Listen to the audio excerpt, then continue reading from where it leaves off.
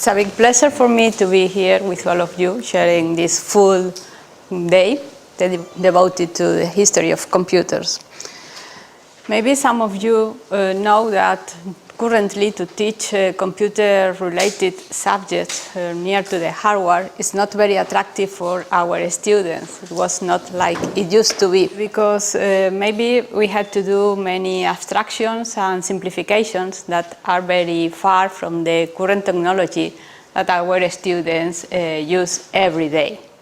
So they rather prefer subjects like operating systems or software developing, networks, and so on. So we have the problem of the motivation of our students to these subjects.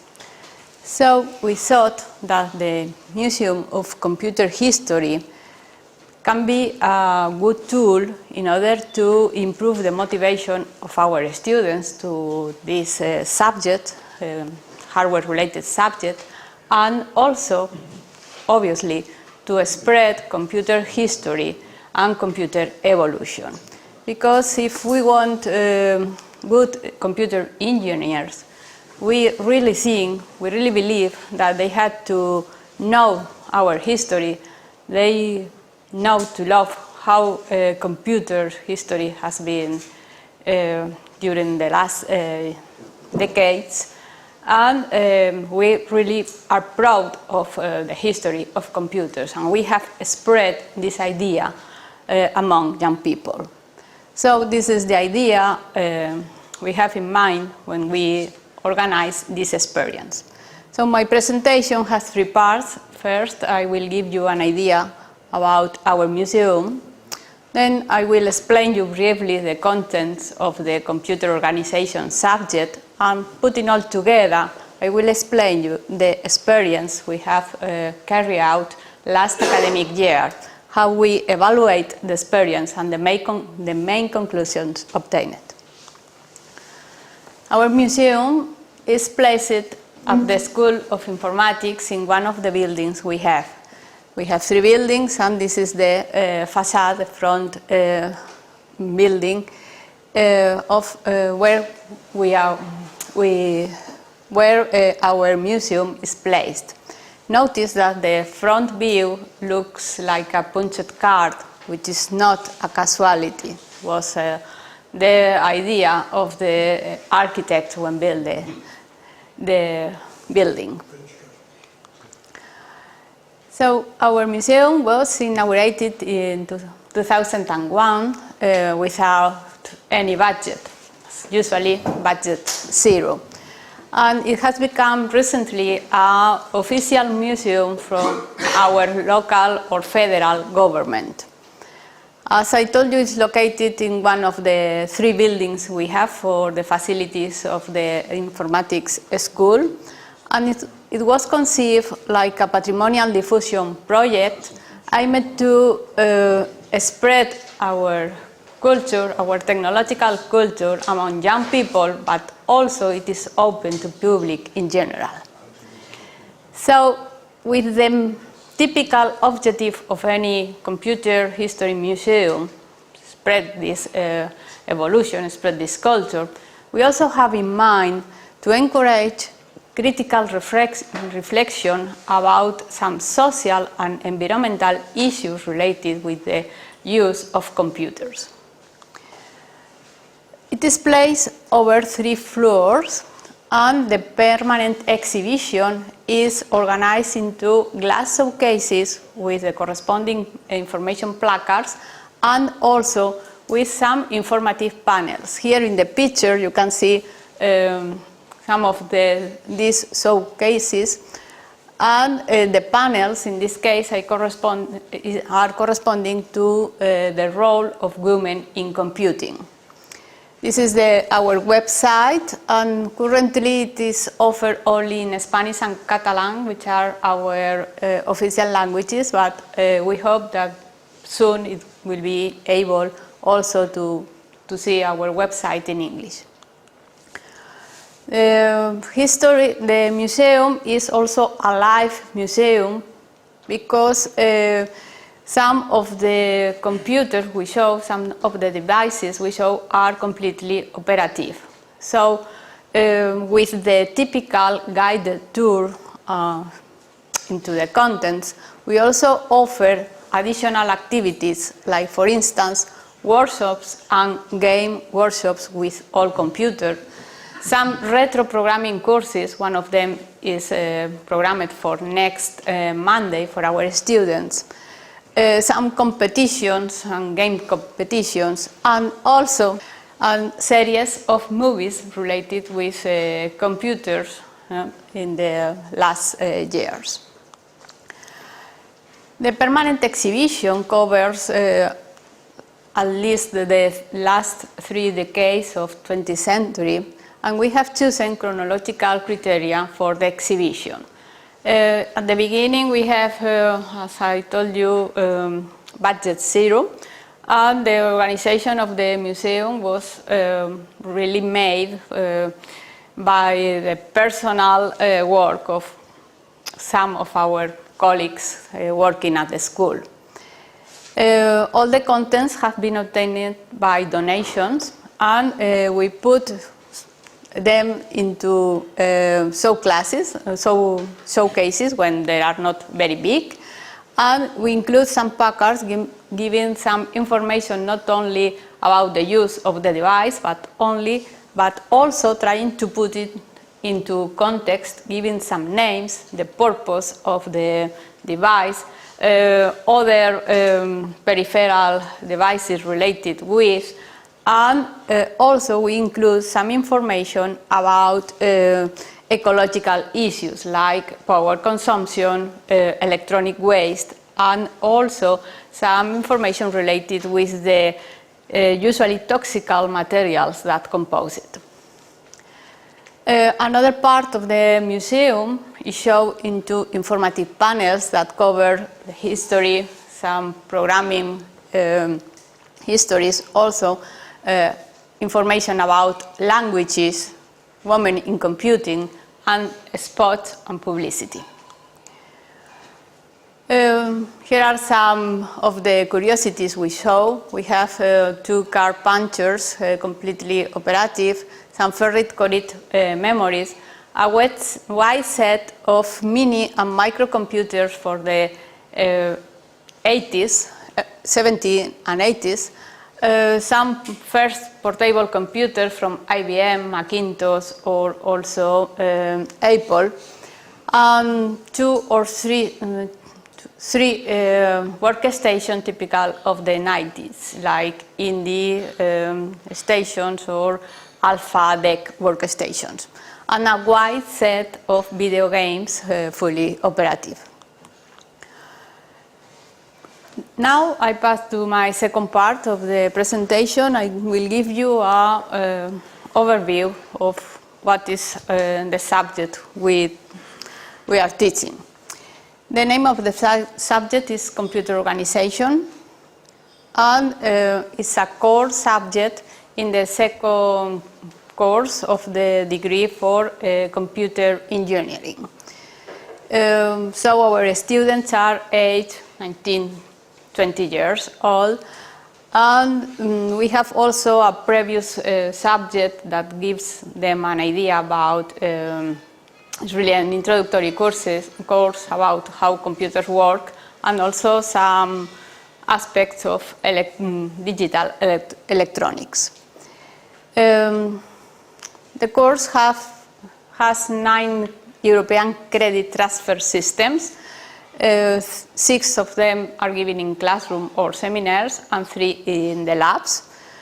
Last year, where the experience was carried out, we have more than 400 students in 7 classrooms with different teachers in each classroom, and they were organized that the way the 6 groups were in morning times and only 1 in the evening time.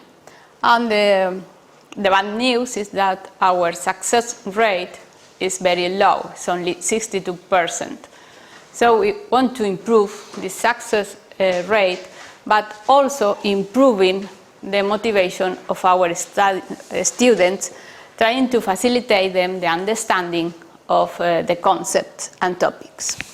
As you can imagine, the main objective of this subject is to give an idea of how a simple computer works, studying the functional units and their interconnection, and giving a double point of view from a quantitatively and qualitatively point of view.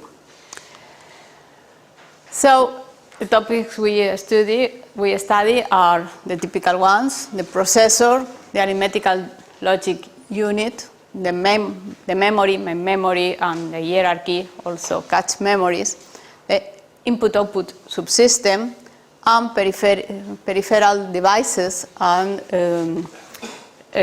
buses and other structures for interconnection. So you can imagine we have to give a simplified vision of many concepts. Imagine the processor, where it is not possible to explain how a current processor works. So we have simplifications. But when it's possible, what means at least always we try to finish each chapter giving some current examples of processors, of memories, or peripheral devices. We use the processor MIPS R2000 like the conductor line, not only in this subject, but it is the architecture study during the whole career. So we use this assembly language in order to get an appropriate low-level point of view that permits our students to understand the hardware that supports these instructions of low level. The textbook we are using is Computer Organization and Design by Patterson and Genesis, a typical book used in many universities. So, how was the experience? When we plan the experience, we have in mind two objectives. Obviously, to increase the technological culture of our students that really didn't know anything about how computers were and how the technology has evolved. But also we have in mind try to motivate them to study our subject, because if we can find examples that put together the old computers with the recent ones, maybe they find that the subject is more attractive. The main problem was to organize this visit, because as I told you, we have more than 400 students, but finally only 269 showed their interest for the visit. So, as we planned to do two different parts in the activity, first one in the assembly room, giving a short lecture and some documentaries and so on, we had to organize them into two turns because the capacity of the assembly room is only 150 people. Really, the activity was 2 hours length, including this, the visit and the part of in the assembly room. In the first part, we give them a short lecture, including some historical perspective of computers, and also pointing out about sociological and environmental aspects involved that sometimes are forgotten when we talk about computers. Also, we project a documentary that covers the early stage of computers and programming, and for funny, we also project 2 spots of the early 80s. Maybe for you and me are not so strange, but notice that when these spots were show at TV, our students have not born yet. So for them are very shocking. So the second challenge was to organize the tour. It was not possible to do small groups because the exhibition is made in the same building when we have classes. So we tried to organize a self-guided visit, and for this purpose we made a questionnaire like a kind of gincana, you know? So we prepared a battery of 100 questions related with the contents, related with the movies or the lecture, and they had to find the correct answer for all these questions by visiting the museum. Here you can see one of the questions. We organized 4 different questionnaires in order to have not the same for all the students. Here are some moments of the visit. They are looking at the show glasses, the Packards, looking into the panels and trying to fulfill the questionnaire. After the visit, they put the signature in our visitors' book, and some of them were very happy with the experience. But really we have to evaluate in 2 senses. First, we want to know if the students properly answer the questionnaire, and also we would like to know if the experience has been well done in sense that the objectives have been reached and how we can improve for next editions. Obviously, as you can imagine, the questionnaire was quite good. 90% of the answers were correct.